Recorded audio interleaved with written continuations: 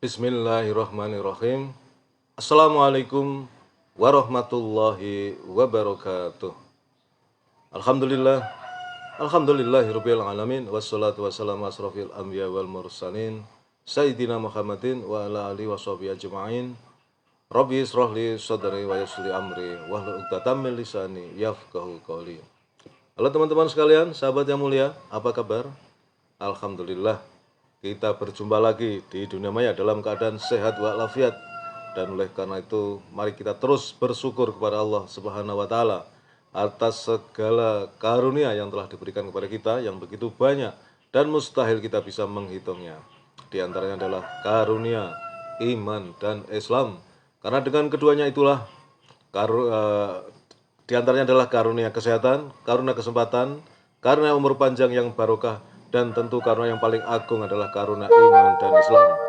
Karena dengan keduanya itulah kita akan selamat fit dunia wal akhirah. Dan selanjutnya mari kita bersolawat kepada baginda Rasulullah Muhammad sallallahu alaihi wasallam. Allahumma sholli ala sayyidina Muhammad wa ala ali sayyidina Muhammad. Teman-teman sekalian, alhamdulillah saya bisa hadir kembali untuk melanjutkan pembacaan buku Sirah Nabawiyah, buku tentang kisah perjalanan kehidupan baginda Rasulullah Muhammad sallallahu alaihi wasallam. Dan pada kesempatan pagi ini kita masuk ke bab tentang menawarkan Islam kepada kabilah dan individu. Pada bulan Dzulqa'dah tahun ke-10 kenabian, yaitu akhir bulan Juni atau awal bulan Juli tahun 619, Rasulullah SAW kembali ke Mekah dari Taif. Beliau melanjutkan menyebarkan dakwah Islam kepada berbagai kabilah dan individu. Semakin mendekati musim haji, orang-orang yang datang ke Mekah pun semakin banyak.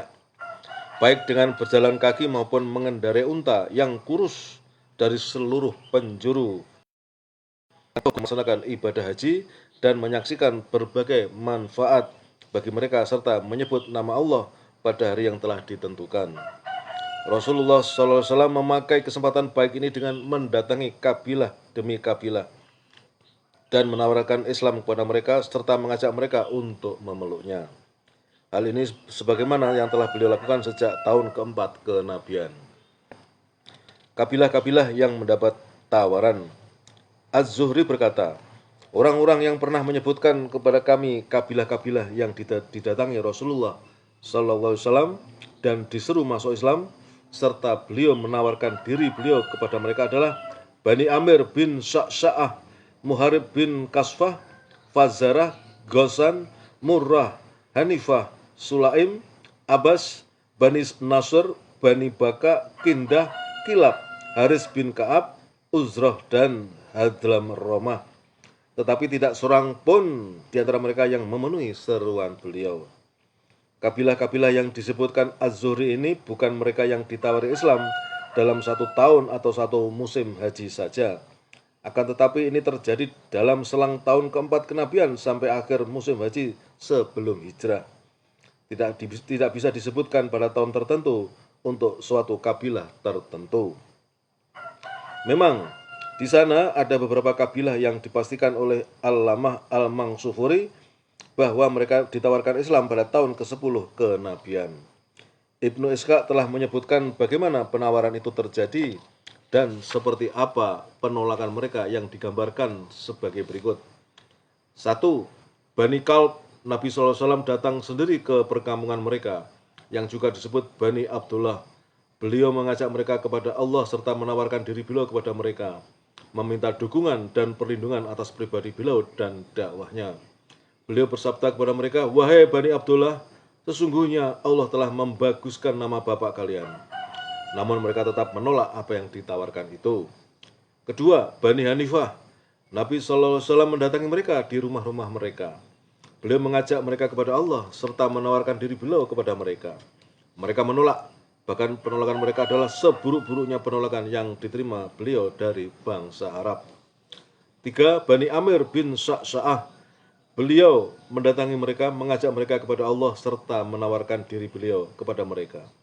Bahirah bin Faras, seorang pemuka mereka, berkata, demi Allah, Jika kita memenuhi keseruan pemuda ini, niscaya orang-orang Arab akan melumat kita. Dia berkata lagi, jika kami membayat engkau atas perkara ini, Islam, kemudian Allah memenangkan engkau terhadap orang-orang yang menentangmu, apakah urusan kepemimpinan itu menjadi milik kami sesudahmu?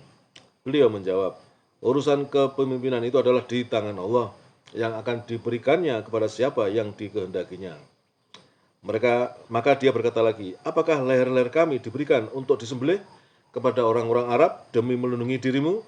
Lalu setelah Allah memenangkan engkau, urusan ini menjadi milik orang selain kami tidak butuh dengan urusanmu itu. Akhirnya mereka menolak permintaan beliau. Ketika Bani Amir kembali ke perkampungan kaumnya, mereka membicarakan hal tadi kepada seorang tetua mereka yang tidak bisa berangkat haji karena usia yang sudah lanjut. Ada seorang pemuda Quraisy dari Bani Abdul Muthalib mengaku Nabi, menyeru kami untuk melindunginya dan menjadi bagian darinya. Lalu bersama-sama kami keluar menuju ke negeri kami. Orang tua itu meletakkan kedua tangannya di atas kepala, lalu berkata, wahai Bani Amir, adakah sesuatu milik Bani Amir yang tertinggal? Adakah seseorang yang mencari barangnya yang hilang? Demi diri fulan yang ada di tangannya, tidakkah yang mengatakan seperti itu? Kecuali hanya keturunan Ismail. Itu adalah suatu kebenaran. Mana pendapat yang dahulu pernah kalian kemukakan?